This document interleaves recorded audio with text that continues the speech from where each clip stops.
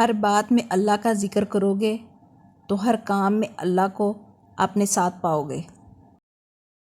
جس نے تجھے تیرے عیب بتائے، اگر تجھے عقل ہو تو بے شک اس نے تجھ پر احسان کی انتہا کر دی۔ کبھی اپنی جسمانی طاقت اور دولت پر بھروسہ نہ کرنا، کیونکہ بیماری اور غربت آنے میں دیر نہیں لگتی۔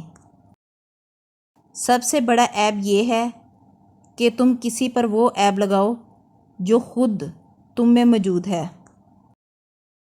بارش کا قطرہ سپی اور سانپ دونوں پر گرتا ہے، جبکہ سانپ اسے زہر بنا دیتا ہے اور سپی اسے موتی۔ جس کا جیسے ظرف ویسی اس کی تخلیق۔ لوگوں میں سے بہترین وہ ہے جسے عطا کیا جائے تو شکر بجا لائے، اور جب گرفتار ہو تو صبر کرے، اور جب اس پر ظلم ہو تو معاف کر دے۔ مذہب سے اگر انسانیت اور خدمت نکال دی جائے تو عبادت باقی رہ جاتی ہے، جس کے لیے رب کے پاس فرشتوں کی کوئی کمی نہیں۔ حیا اور کم بولنا ایمان کی شاخیں ہیں، اور دنیا کی محبت ہر برائی کی جڑ ہے۔ افضل سخاوت غربت کی حالت میں سخاوت کرنا ہے۔ جو اپنی آبرو بچانا چاہتا ہے، اسے چاہیے کہ لڑائی جھگڑے سے پرہیز کرے۔ حیا کی انتہا یہ ہے کہ انسان خود اپنے آپ سے حیا کرے۔ کسی بات کے امکان سے پہلے جلدی کرنا اور وقت آ جانے پر دیر کرنا دونوں ہی حماقت ہے۔ دنیا کی تلخی آخرت کی خوشگواری ہے، اور دنیا کی خوشگواری آخرت کی تلخی ہے۔ کبھی کسی کو دکھ مت دو، کیونکہ معافی مانگ لینے پر بھی دل میں درد باقی رہتا ہے، جس طرح دیوار میں سے کیل نکالنے پر سوراخ باقی رہتا ہے۔ رزق کے پیچھے اپنا ایمان خراب مت کرو، کیونکہ روزی انسان کو ایسے تلاش کرتی ہے جیسے مرنے والے کو موت۔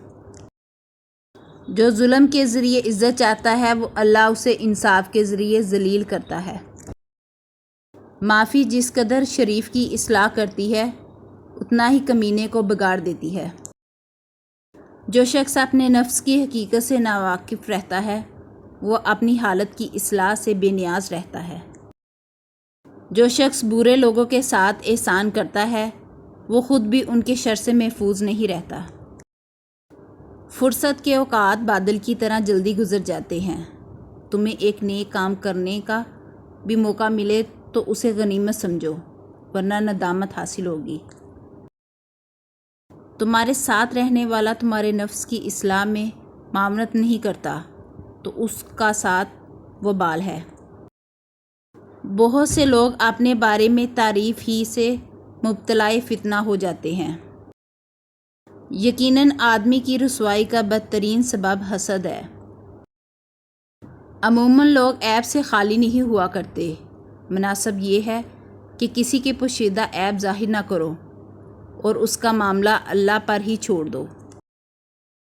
درس عبرت تو بہت ہیں، مگر عبرت حاصل کرنے والے بہت کم ہیں۔ جو شخص کثرت سے آخرت کو یاد کرتا ہے، اس کی نافرمانیوں میں کمی آ جاتی ہے۔ حق بات کی پہلی نشانی یہ ہے کہ اس کی ہمیشہ مخالفت ہوتی ہے۔ جس کی کوئی مخالفت نہیں، وہ حق نہیں۔